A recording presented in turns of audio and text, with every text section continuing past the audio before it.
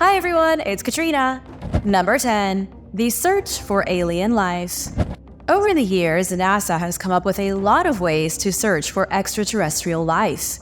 They have looked for life on Mars and searched for signs of intelligence on Jupiter's moon. They haven't found anything yet, but technology is advancing at a rapid rate. NASA recently revealed its plan to search for advanced life using something called technosignatures. A technosignature is a sign or a signal which, if identified, could be true evidence of technological life in the universe. The best way to explain it is as a kind of radio signal. There are many different types, but they can all be picked up just like a signal beaming from a radio. If one of these technosignatures is identified somewhere far away in our galaxy, it might mean there is an intelligent civilization with technology that is advanced enough to create the signal. It could be radio or laser frequencies or signs of gigantic structures. A technosignature could be something as simple as an atmosphere full of pollutants put there by intelligent beings.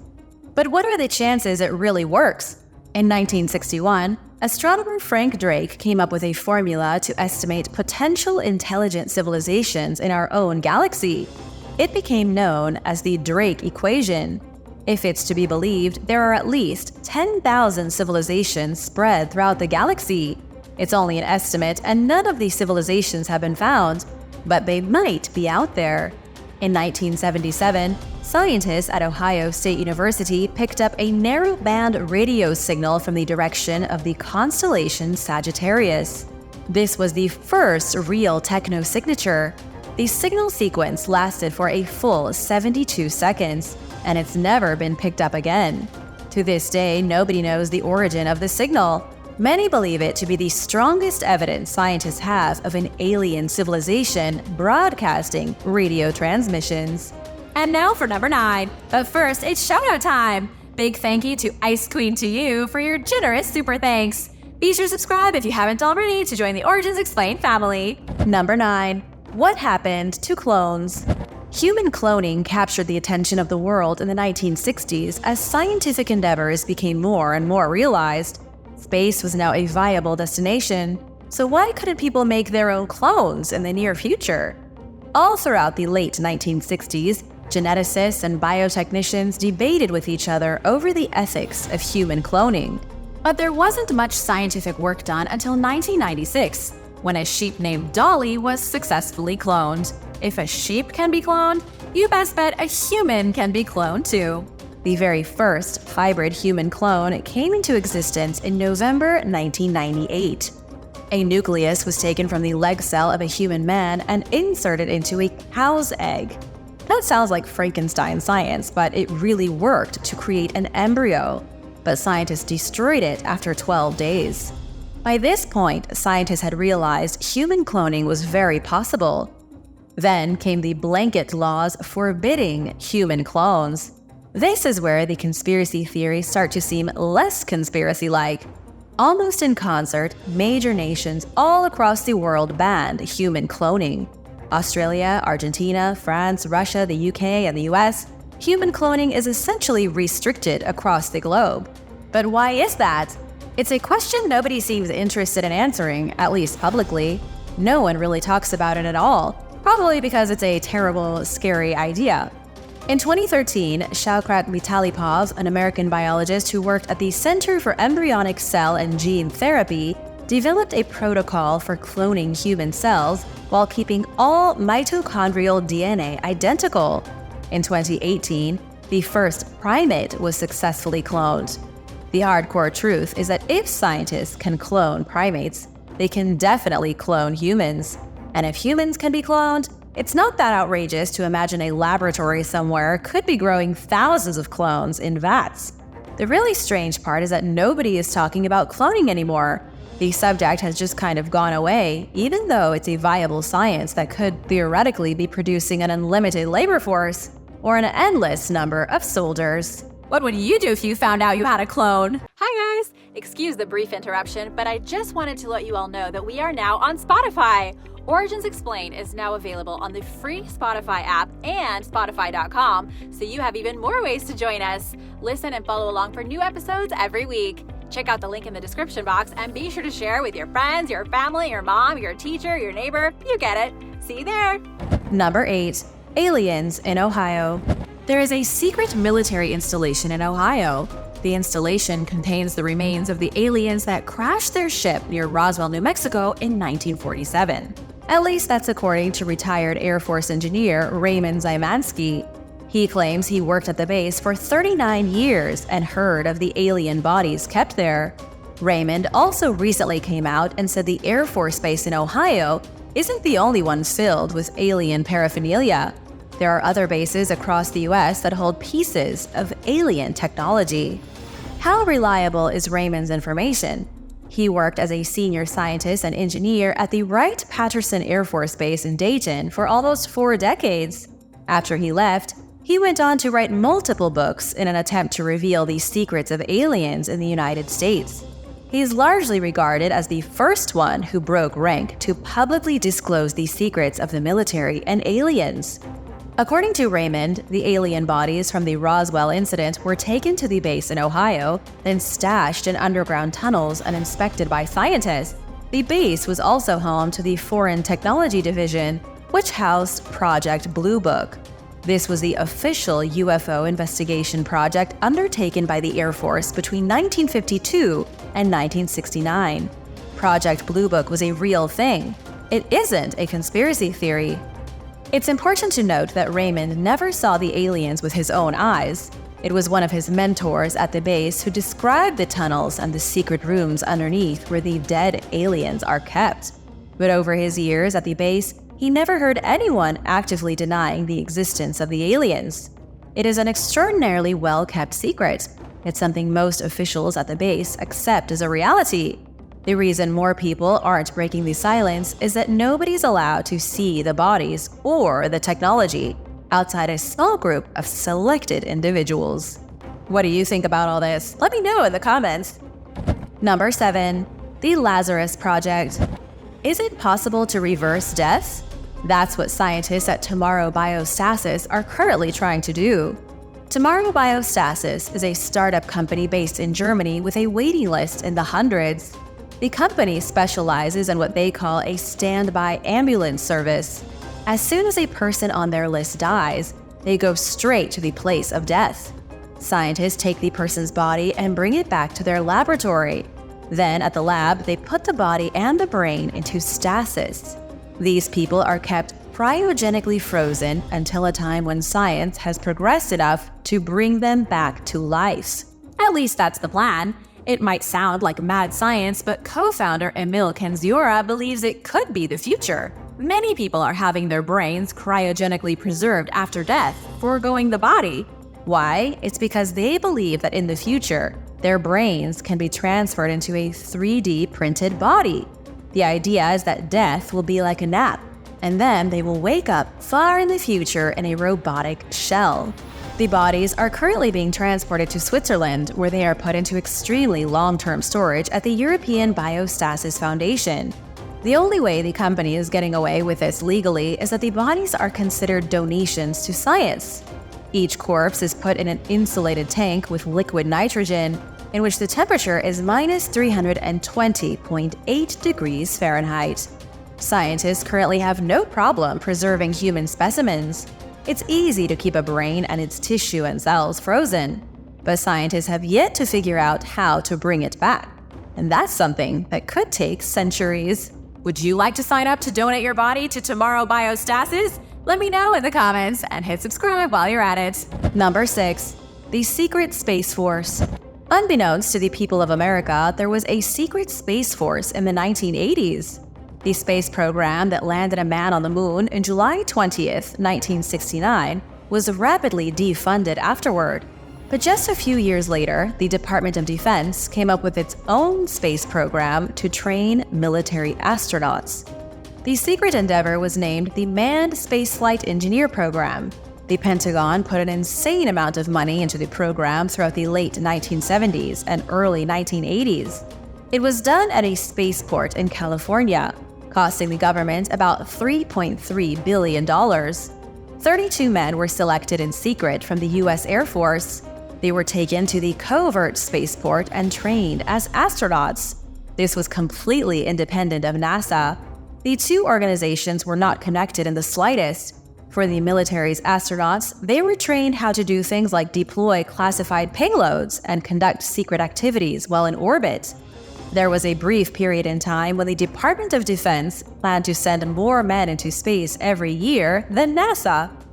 The Pentagon had their own version of mission control in Colorado. The program grew until there were about 134 military officers and civilians working at the California Launch Complex. A third facility was used in Los Angeles for housing the 32 astronauts. In January 1985, astronaut Gary Payton, trained by the military, joined a NASA crew on a trip into orbit. His name was played down as much as possible in the press. He didn't get much attention, but in reality, he was deploying a classified payload for the government. It wasn't until later that the government finally acknowledged the thing dropped off by Payton was a platform used for gathering intelligence. Unfortunately for the program, the Challenger disaster in 1986 put an end to funding. A space program just didn't seem viable in the wake of tragedy. William J. Baugh, the director of public affairs for the current Air Force 2nd Space Wing, said by 1987 it was all gone. Number 5. Fort Detrick. In 1954, a prison doctor in Kentucky conducted a horrific experiment on 7 inmates. The doctor fed these inmates massive doses of LSD for 77 days straight. There are no records of what became of the victims of the study. Maybe they died, maybe they went insane. They may have never known that they were guinea pigs for the CIA's secret program to control minds. The program was run out of an unsuspecting army base with a tragic past named Fort Detrick. The Army base is situated 50 miles from Washington in the small town of Frederick, Maryland. It was used over 75 years ago by the military as they cooked up secret plans to wage germ warfare against their enemies. The Army base was specifically chosen because of its rural location. All these years later, Fort Detrick is still one of the most important Army bases where biological research is done. It sprawls over 13,000 acres of land, and what happens inside is not for the public to know. The official story is that Fort Detrick houses a highly advanced laboratory for research into things like toxins, plagues, crop fungus, and Ebola. It's widely recognized as an important scientific facility, but in the 1950s and 60s, it was used by the CIA as part of their mind control program codenamed MKUltra. Most of the records were destroyed in 1973, according to Politico magazine, so we may never know the full scope of the CIA's atrocities. But there have been declassified documents made public. Add in the interviews, the investigations, and there is a very clear picture of what happened here. The history of the base goes back to 1942. That was when the entire world was at war. The United States of America learned that Japanese forces were fighting the Chinese using germ warfare. The Army launched their own secret program to develop biological weapons at Fort Detrick. But then, when the atomic bomb was made, the program was cut. Nobody cared about biological warfare when there were nuclear weapons available. This left the base as the perfect place for the CIA to test mind control. Starting in 1951, Alan Dulles, the man behind the CIA's Covert Operations Directorate, began a search for the key to controlling the human mind.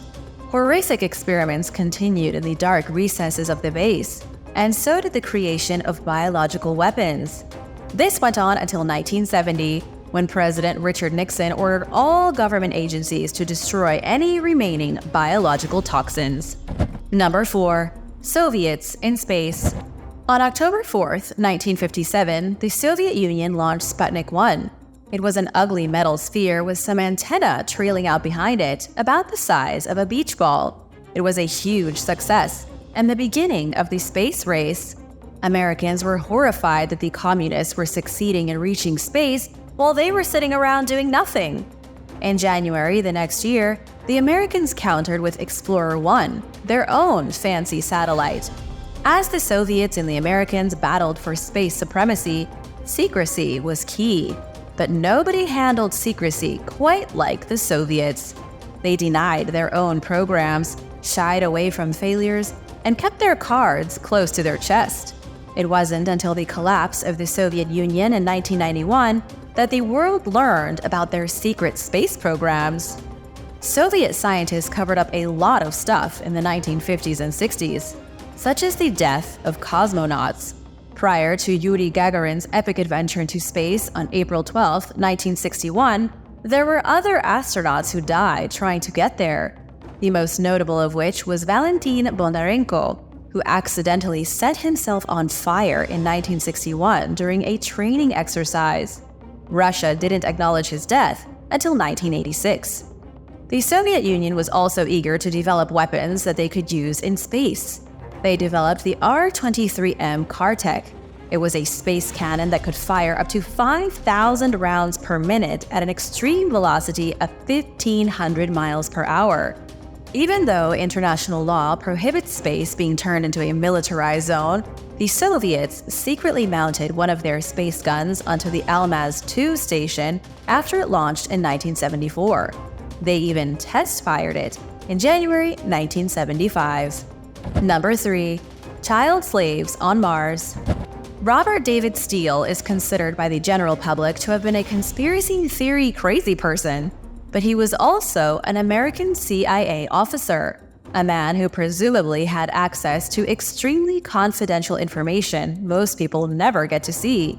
He was very vocal during the COVID-19 pandemic, denouncing it as a hoax, and then he died from the virus in a cruel twist of fate. Before he died, Robert revealed what could be the biggest secret kept from the people of the world. He claimed that there is a colony on Mars right now. Not only is there a human colony supposedly on the red planet, but it's populated by slaves. Robert claimed that the government has been kidnapping young children and then putting them in a rocket to Mars. The reason they have been kidnapping kids is because it's a 20-year ride to Mars, so said Robert. Although that's a little bizarre because scientists say it only takes between 6 and 9 months to reach Mars. Nobody really knows where exactly Robert was getting his 20 years from. The outrageous claim of a slave colony on Mars got the attention of just about everybody. NASA was quick to come out with their own statement. Guy Webster, a spokesman for NASA, said there are no humans on Mars. Guy said the only things on the red planet right now are scientific rovers. Number 2. Nuking the Moon. In 1958, it didn't look like the US was going to win the space race against the Soviets. Morale was low, the Cold War was as cold as it ever got. America desperately needed a boost in confidence. Scientists in the United States cooked up plans for Project A-119. If the project had continued as proposed, the Apollo 11 moon landings may have never happened because the moon might not have existed in 1969. Why? Because America almost blew it up with a nuclear missile. The top secret mission began in May 1958. The scientist in charge was Leonard Riefel, a physicist who later became the deputy director of the Apollo program at NASA. But first, he was asked by the Air Force to investigate the effects of a theoretical nuclear blast on the lunar surface. In an interview in 2000, Leonard said it was clear from the start that the Air Force was planning for a demonstration of power. Leonard said they wanted a mushroom cloud so big that people on Earth would see it sprouting from the dusty surface of the moon. The idea was to be so intimidated that the Soviet Union peed their pants. At the same time, the military wanted the public to feel confident and reassured that their nation was the strongest. Leonard and his team were based at the Armor Research Foundation in Chicago, currently known as the Illinois Institute of Technology Research. The team investigated the effects of a nuclear blast on the moon. Specifically, they looked at the visual differences that would occur depending on if the nuclear warhead struck the dark side or the light side of the moon. The government never did go ahead with the experiment. Word of what they had planned came to light in the 1990s, and reporters claimed the moon was almost blown to smithereens. But in an interview with CNN in 2012, Leonard said the moon wouldn't have really blown apart. The nuclear missile would have just left a crater, which would have been visible with a really good telescope. Number 1. The CIA in the Sahara. It should come as no surprise that the United States of America has military bases all over the world.